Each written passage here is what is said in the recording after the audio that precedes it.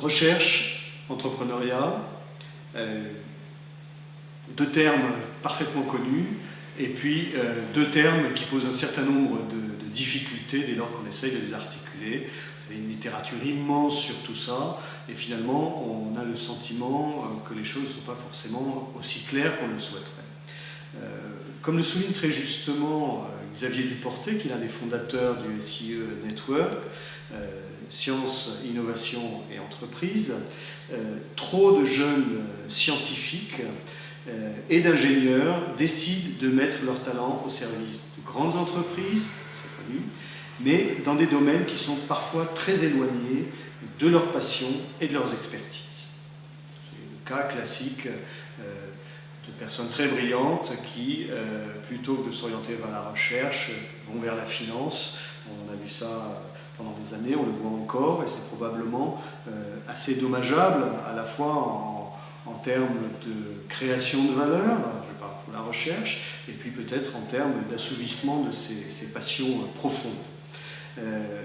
Ce qui est intéressant aussi, c'est que si ces gens-là, évidemment, excellent dans les métiers qu'ils ont choisis, par exemple dans la finance, il est probable qu'ils ne créent pas, alors c'est le point de vue du SIE Network, mais il est probable qu'ils ne créent pas une valeur ajoutée qui soit aussi passionnante et aussi durable que celle qui serait issue de leur propre recherche laboratoire notamment.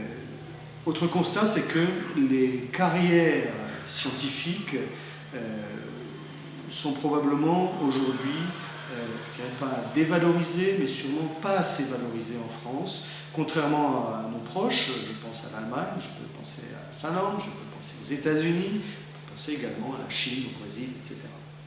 Le problème, c'est que le monde de demain, on va dire le monde d'aujourd'hui, il est rempli de challenges qui sont des challenges techniques, scientifiques, auxquels il va falloir répondre. Et pour y répondre, eh bien, il faut les ressources qui vont bien derrière.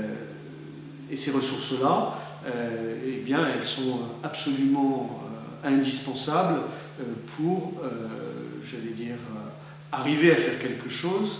Et ce qui est surtout important, c'est que ces ressources-là, elles résident dans l'innovation technologique. Ça ne se crée pas de toutes pièces. Ça suppose un écosystème, ça suppose des cerveaux, ça suppose une éducation, et puis ça suppose des stimuli qui permettent à tout cela d'avancer.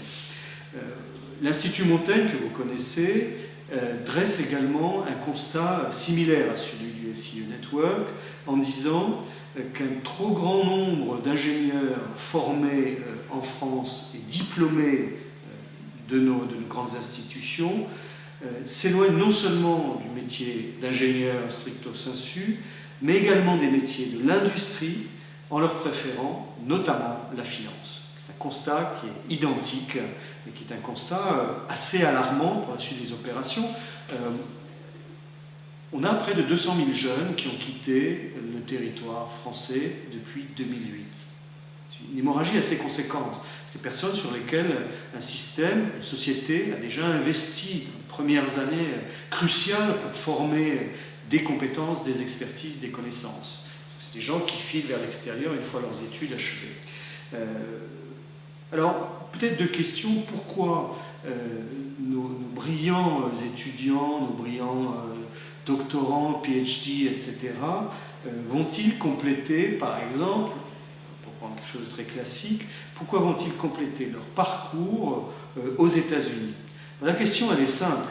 Ils vont tout simplement rechercher aux États-Unis une véritable pédagogie de la créativité, c'est la première chose, une véritable pédagogie de l'innovation, deuxième chose, et la capacité à stimuler, à développer cette créativité, cette innovation. Troisième point. Et ça, ce sont deux ou trois choses qui souvent manquent à notre enseignement supérieur, de très très grande valeur, mais qui peut paraître quelque part un peu abstrait. Alors pourquoi ces brillants étudiants restent-ils ensuite aux États-Unis? Deuxième question.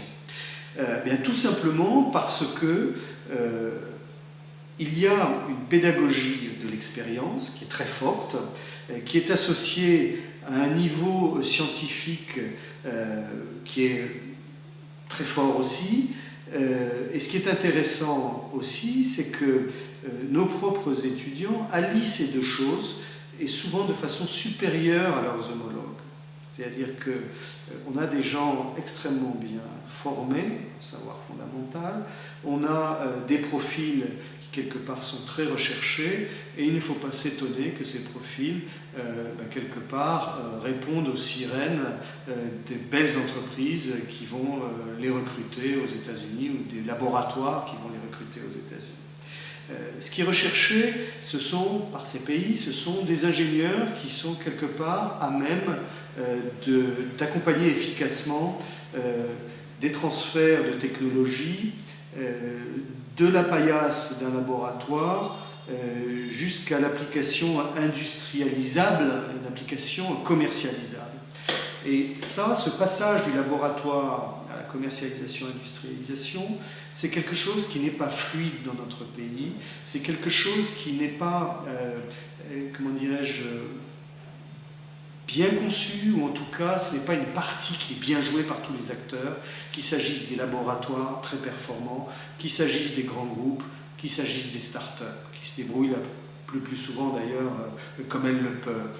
Le bon ordre, ce serait laboratoire, start-up, grand groupe, c'est ce qui se passe évidemment, mais pas de façon suffisante, et certainement pas de façon suffisante pour créer des acteurs d'envergure internationale qui soient capables de générer évidemment de la valeur et puis des emplois. Voilà.